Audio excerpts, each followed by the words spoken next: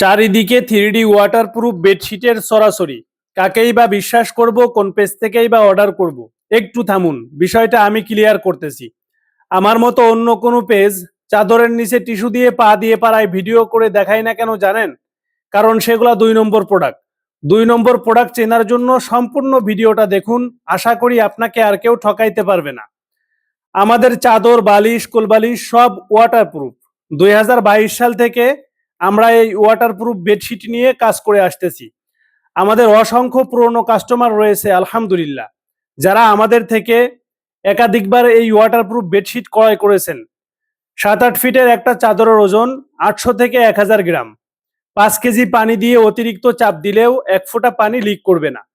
সর্বনিম্ন waterproof support 1.5-2 বছর পাবেন ইনশাআল্লাহ।